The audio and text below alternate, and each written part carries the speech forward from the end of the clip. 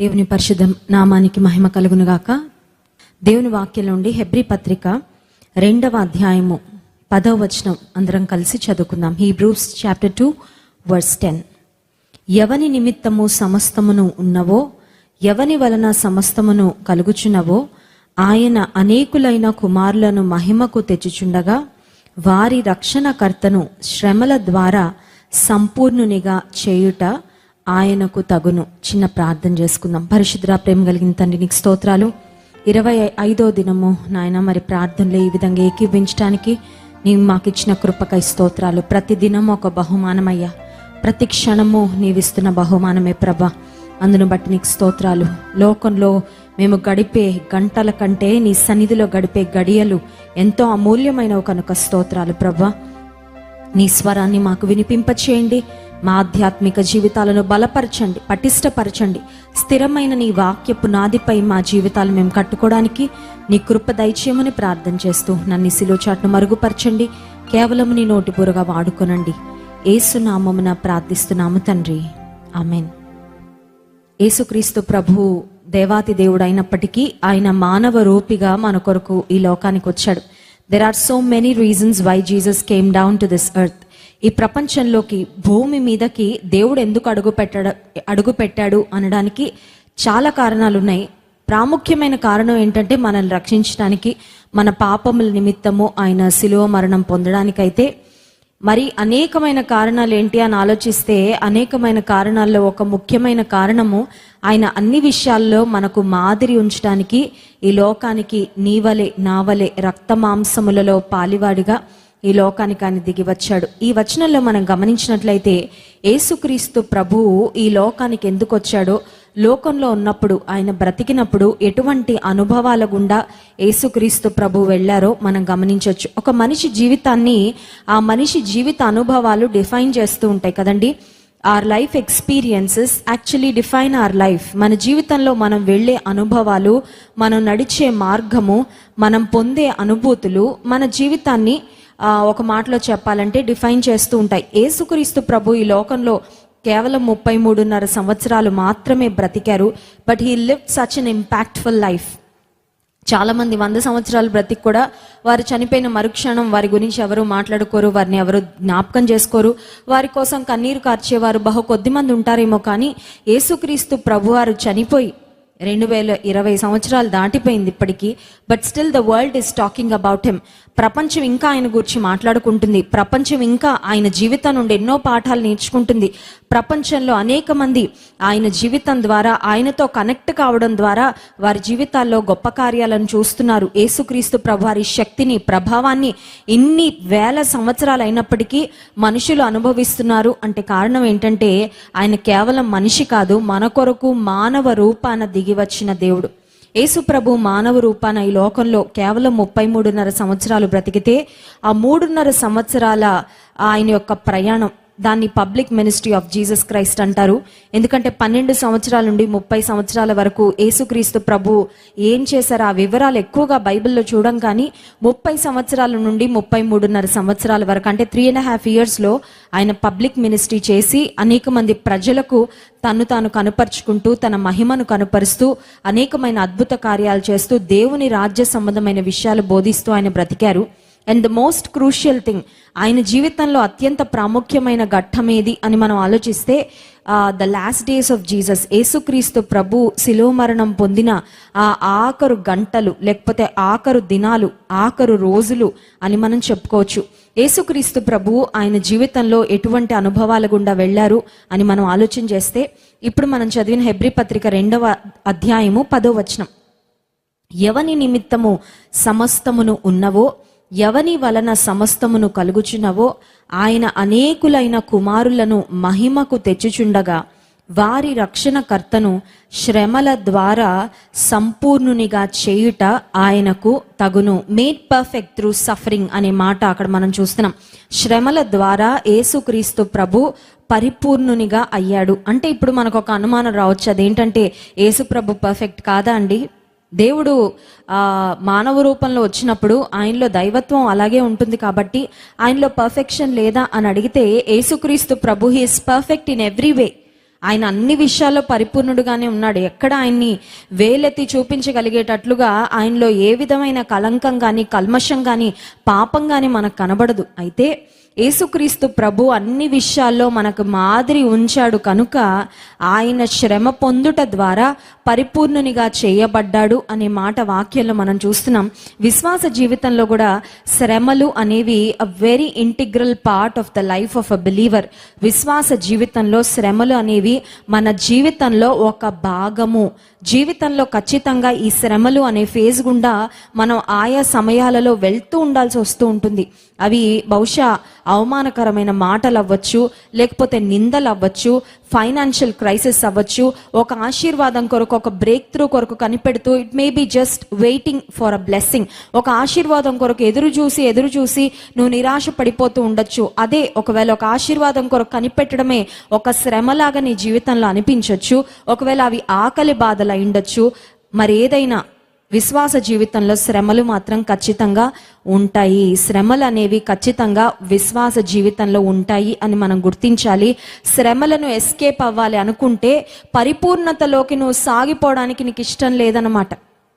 యేసుక్రీస్తు ప్రభువే శ్రమల ద్వారా ఆయన పరిపూర్ణుడు అయ్యాడు అంటే అర్థం ఏంటంటే, మనుషులుగా ఉన్న మనందరం కూడా పరిపూర్ణత వైపుగా సాగిపోవాలంటే మనము వెళ్ళే శ్రమలు ఖచ్చితంగా మనకు దోహదపడుతూ ఉంటాయి. చూడండి, ఒక ప్రోడక్ట్ ఏదైనా ఒక ఫినిష్డ్ ప్రోడక్ట్గా రావాలంటే దాన్ని ఒక క్రాఫ్ట్స్మెన్, ఒక నైపుణ్యత కలిగిన వ్యక్తి దాన్ని తన చేతిలోకి తీసుకొని పరీక్షిస్తాడు. ఏ ప్రోడక్ట్నైనా మార్కెట్లోకి రిలీజ్ చేయాలంటే దానికి క్వాలిటీ టెస్టింగ్ అని ఒకటి ఉంటుందండి. అంటే ఆ పర్టిక్యులర్ ప్రోడక్ట్ సిద్ధపరచబడిన తర్వాత కొంతమంది క్వాలిటీ చెక్ మేనేజర్స్ ఉంటారు. వాళ్ళు వెళ్ళి ఆ ప్రోడక్ట్ అనుకున్నట్లుగా వచ్చిందా లేదా, ప్రాపర్ క్వాలిటీలో ఉందా, తర్వాత దాని యొక్క విధి విధానాలన్నీ సరిగ్గా ఉన్నాయా లేదా అని పరీక్షించి క్వాలిటీ టెస్టింగ్ ఓకే చేసిన తర్వాత ఆ ప్రోడక్ట్ ఒక ఫినిష్డ్ ప్రోడక్ట్గా మరి మార్కెట్లోకి రిలీజ్ అవుతుంటుంది. విశ్వాస జీవితంలో కూడా చాలాసార్లు పరిపూర్ణత వైపుగా సాగిపోవాలి అనే ఆశ మనకు ఉంటుంది. కానీ పరిపూర్ణత వైపుగా సాగిపోవాలంటే, పరిపూర్ణులంగా మారాలంటే శ్రమలు అనే ఒక ఫేజ్ గుండా వెళ్ళాలి అని చాలాసార్లు మనకు తెలియదు. ఒకవేళ శ్రమల గుండా వెళ్తున్నప్పుడు నేను ఎందుకు వెళ్ళాలి, why should I suffer, how long should I suffer, దేవా ఈ సఫరింగ్ నుంచి నాకు వెంటనే ఒక విడుదల ఇవి. చూడండి, చాలాసార్లు శ్రమల నుండి ఎస్కేప్ అవ్వడానికి ఏదైనా మార్గం ఉంటే బాగుండని చూస్తాం. శోధన వచ్చినప్పుడు ఎస్కేప్ అవ్వాలని చూడం. శోధన వచ్చినప్పుడు ఒక రకమైన ఏమంటారంటే నిర్లక్ష్య ధోరణి, నిర్లక్ష్య వైఖరి, చూద్దాంలే ఈ శోధన ఎంతకాలం ఉంటుందో, చూద్దాంలే ఈ శోధనలో నేను ఎంత బాగా నిలబడగలను అని కొంతమంది ఈ శోధనల విషయంలో తప్పించుకోవడానికి ఇష్టపడకుండా, శోధన నుండి ఎస్కేప్ అవ్వడానికి దేవుడు ఏర్పరిచిన తప్పించుకునే మార్గాన్ని అన్వేషించకుండా అలాగా తాత్సారం చేస్తూ నిదానంగా, నెమ్మదిగా, క్యాజువల్గా ఉంటూ ఆ తర్వాత శోధనలో పడి నష్టపోతూ ఉంటారు. కానీ శ్రమలు అనే మార్గం గుండా వెళ్లాల్సి వచ్చినప్పుడు మాత్రం వెంటనే మనం అడిగేది, మనం కోరుకునేది, మనం ప్రార్థన చేసేది ఏంటంటే, Lord I want an exit. ఈ శ్రమల్లో ఉండి బయటకు నేను వచ్చేయాలి. ఇంకా కొన్ని రోజులు కూడా నా వల్ల కాదు. కొన్నిసార్లు ఎలా ఉంటుందంటే, కొన్ని గంటలు కూడా నేను సఫర్ అవ్వలేను ప్రభా, లార్డ్ ఐ కాంట్ సఫర్. ఈ శరీరం శ్రమ పడ్డానికి ఇష్టపడని శరీరం కదండి. సుఖాన్నే కోరుకుంటుంది ఈ శరీరం, కానీ శ్రమ పడ్డానికి చాలాసార్లు మనం ఇష్టపడం. It may be emotional suffering, మానసికమైన ఒత్తిడి అయిండొచ్చు, లేకపోతే శరీరం ఒకవేళ ఏదైనా వ్యాధి ద్వారా ఒక రకమైన ఒక క్రూసిబుల్ గుండా మనం వెళ్తున్న పరిస్థితి అయిండొచ్చు. శ్రమలు అనేవి విశ్వాస ఇష్టపడడు, కానీ దేవుని వాక్యం సెలవిస్తుంది యేసుక్రీస్తు ప్రభువు he was made perfect through suffering. శ్రమల ద్వారా ఆయన పరిపూర్ణుడు అయ్యాడు. నీ జీవితంలో కూడా ఆత్మీయంగా నువ్వు ఒక ఫినిష్డ్ ప్రోడక్ట్గా మారాలంటే, దేవుడు మెచ్చే పాత్రగా నువ్వు తయారవ్వాలంటే, సిద్ధపడాలంటే, తలతల్లాడాలంటే, చూడండి కొన్నిసార్లు కొన్ని అల్యూమినియం పాత్రలు, కాపర్ కంటైనర్స్ ఏమైనా మన దగ్గర ఉంటే అవి over a period of time వాటి మెరుగును కోల్పోతాయి. అలాంటి సమయంలో వాటిని ఏదైనా ఒక పదార్థంతో దాన్ని బ్రష్ చేసినప్పుడు, దాన్ని బాగా రుద్దినప్పుడు మళ్ళీ అది మెరుగవుతూ ఉంటుంది. విశ్వాస జీవితంలో కూడా క్రీస్తు మహిమ మన ద్వారా ప్రకాశించాలంటే శ్రమలు అనే ఆ ప్రక్రియ గుండా మనం ఖచ్చితంగా వెళ్ళాలి. శ్రమలు అనే ప్రక్రియ చాలా పెయిన్ఫుల్గా ఉంటుంది. శ్రమలు అనే ప్రక్రియ మనకి ఎవ్వరికి ఇష్టం ఉండదు. శ్రమల గుండా వెళ్తున్నప్పుడు దేవా నన్నెందుకు చూస్ చేసుకున్నావు నువ్వు ఈ సఫరింగ్ కొరకు, ఇంకా నీకు ఎవరు దొరకలేదా అని అనిపిస్తుంది. కానీ శ్రమల తర్వాత దేవుని మహిమ మన ద్వారా ప్రకాశిస్తూ ఉన్నప్పుడు అప్పుడు నువ్వు ఆనందిస్తావు. ఏమనంటే నేను వెళ్ళిన సఫరింగ్ నిజంగా దేవుడు నన్ను ఇంత అద్భుతమైన పాత్రగా మలచటానికి దేవుడు వినియోగించుకున్నాడని తర్వాత నీవు గుర్తించి దేవుని నామాన్ని మహింపరుస్తావు. ఈ రాత్రికాల సమయంలో ఒకవేళ సఫరింగ్ గుండా నీవు వెళ్తున్నట్లయితే please don't try to escape it. Please don't try to act as if there is no suffering. అసలు సఫరింగే లేదు అన్నట్లుగా ప్రవర్తించొద్దు. ఈ సఫరింగ్ నుంచి నాకు వెంటనే విడుదలివ్వు ప్రభు అని అడగడం తప్పులేదు. ఎందుకంటే శ్రమలు ఎవరూ తట్టుకోలేము. కానీ ఆ శ్రమలలో ప్రభుని అడగాల్సింది ఏంటంటే నేను ఇంకా ఏం పాఠాలు నేర్చుకోవాలి ప్రభు, what is it that you want me to learn. ఇంకా నీ మీద ఆధారపడడం నేను ఏం నేర్చుకోవాలి, ఇంకా విశ్వాసంలో నేను ఎలా ఎదగాలి, ఇంకా ఈ పరిస్థితిలో నిన్ను పోలి ఎలా నేను నడుచుకోవాలి. ఎందుకంటే శ్రమల ద్వారా యేసుక్రీస్తు ప్రభువు పరిపూర్ణతను ఆయన పొందుకున్నాడు అనే మాట మనం చూస్తున్నాం. కనుక నేను కూడా విశ్వాస జీవితంలో పరిపూర్ణునిగా మారాలి ప్రభు, నాకు సహాయించే అని అడిగినప్పుడు దేవుడు ఖచ్చితంగా తన కృపనిస్తాడు. 18వ వచనం హెబ్రీ పత్రిక 2వ అధ్యాయంలో మరొక మాటను మనం చూస్తాం. తాను శోధింపబడి శ్రమ పొందెను గనుక శోధింపబడు వారికిని సహాయము చేయగలవాడై ఉన్నాడు. శోధింపబడెను, శ్రమ పొందెను. హీ సఫర్డ్ బీయింగ్ టెంప్టెడ్ అనే మాట. యేసుక్రీస్తు ప్రభుకు టెంప్టేషన్ అంటే ఏంటో తెలుసు, యేసుక్రీస్తు ప్రభుకు సఫరింగ్ అంటే కూడా తెలుసు. ఇంకోటి ఏంటంటే ఈ ప్రపంచం మొత్తంలో హైయెస్ట్ ఫార్మ్ ఆఫ్ సఫరింగ్ ఎవరు పొందారంటే అది యేసయ్యే. హల్లెలూయా. అది ఆయన చేసిన పొరపాట్లకు, ఆయన చేసిన భయంకరమైన కార్యాలకు కాదు, కానీ సమస్త మానవాళి యొక్క పాపాన్ని ఆయన మీద వేసుకోవడం ద్వారా the highest form of suffering, భయంకరమైన క్రిమినల్స్కు కూడా వెయ్యని ఘోరాతి ఘోరమైన శిలువ మరణాన్ని యేసుక్రీస్తు ప్రభువుకు విధించి చిత్రహింసలు ఆయనకు పెట్టారంటే ఒక హైయెస్ట్ ఫార్మ్ ఆఫ్ సఫరింగ్. అంటే మనిషి ఒక మానవ శక్తితో భరించలేనంత శ్రమను యేసుక్రీస్తు ప్రభు పొందాడు. అయితే వాక్యం సెలవిస్తుంది యేసుక్రీస్తు ప్రభు కూడా శోధింపబడి శ్రమ పడ్డాడు కనుక శోధింపబడే వారికి, అంత మాత్రమే కాదు శ్రమ పడే వారికి కూడా ఆయన ఖచ్చితంగా సహాయము చేయగలడు. హల్లెలూయా. మనం ఏదైనా ఒక మార్గంలో వెళ్తున్నప్పుడు ఆ మార్గంలో మనకంటే ముందు ప్రయాణం చేసిన వారు ఎవరైనా ఉంటే వారిని చూస్తే మనకి ధైర్యం వస్తుంది, వారిని చూస్తే ఇన్స్పైర్ అవుతాం, వారిని చూసి కొన్ని పాఠాలు నేర్చుకోవాలనుకుంటాం. వారి అనుభవాల ద్వారా ఓకే శ్రమల ద్వారా వెళ్తున్నప్పుడు ఇలా ఉంటుందన్నమాట, వారు శ్రమలను ఈ విధంగా అధిగమించారు కనుక నేను కూడా అధిగమించగలను అని ఒక రకమైన భావన కలుగుతుంది. యేసుక్రీస్తు ప్రభు కూడా శ్రమ పడ్డాడు, శోధించబడ్డాడు. ఈ ప్రపంచంలో అందరికంటే ఎక్కువగా ఆయన శ్రమ పడ్డాడు. కనుక నీ శ్రమలలో చూడాల్సింది ఎవరి వైపు అంటే నీ చుట్టూ ఉన్న వారి వైపు కాదు. కొన్నిసార్లు శ్రమలలో ఉన్నప్పుడు మన చుట్టూ ఉన్న వారిని చూసి వాళ్ళ లైఫే బాగుందే, వాళ్ళే ఆనందంగా ఉన్నారే. కొన్నిసార్లు అపవాది కూడా చెవులోకి వచ్చి కొన్ని మాటలు చెప్తూ ఉంటాడు. ఏమనంటే నువ్వు భక్తిగా ఉండి ప్రార్థన చేసినందుకు నీకేమొచ్చింది, శ్రమలే కదా వచ్చింది. ఆ చుట్టూ చూడు, లోకంలో తిరుగుతున్న వాళ్ళని చూడు, ఆనందిస్తున్న వాళ్ళని చూడు, అన్యాయం చేస్తున్న వారిని చూడు, అక్రమంగా బ్రతుకుతున్న వారిని చూడు, వాళ్ళంతా చాలా బాగున్నారు, వాళ్ళంతా బాగా ప్రాస్పర్ అవుతున్నారు. నువ్వు దేవుణ్ణి పట్టుకొని నీకేం దొరికింది, దేవుడిని నువ్వు చూస్తూ బ్రతికావు, దేవుడి మీద ఆశ పెట్టుకున్నావు. ఇప్పుడు నీకు ఈ శ్రమలని అపవాది కొన్నిసార్లు నీ చెవులో వచ్చి మాట్లాడుతూ ఉంటాడు కొన్ని స్వరాలు.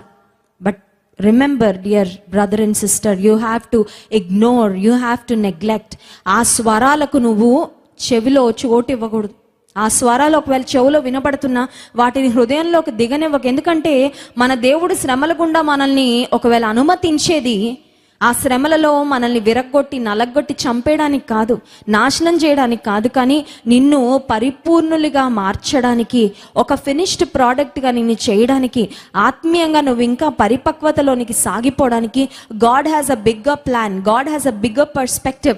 God always looks at your problem with a big perspective. దేవుడు ఎప్పుడు కూడా మన పరిస్థితులను ఏదో ఆ సమయానికి ఒక సింపుల్ రిలీఫో సింపుల్ సొల్యూషన్ ఇవ్వాలని దేవుడు చూడడు, కానీ ఆయన భవిష్యత్తును దృష్టిలో పెట్టుకొని, నీ జీవితం అంతటిని దృష్టిలో పెట్టుకొని, నీ జీవితం పట్ల ఆయన ప్రణాళికను దృష్టిలో పెట్టుకొని నీ జీవితంలో ఏ పరిస్థితిని ఆయన అనుమతిస్తాడు గనుక శ్రమల గుండా వెళ్తున్నప్పుడు నువ్వు యేసయ్య వైపు చూడగలిగితే శ్రమలలో నిలబడడానికి దేవుడు తన శక్తిని అనుగ్రహిస్తాడు. ఇంకొక మాట కూడా హెబ్రీ పత్రిక 5వ అధ్యాయము 8వ వచనంలో మనం చూడగలం. చూడండి, హెబ్రీ పత్రిక 5వ అధ్యాయము 8వ వచనం.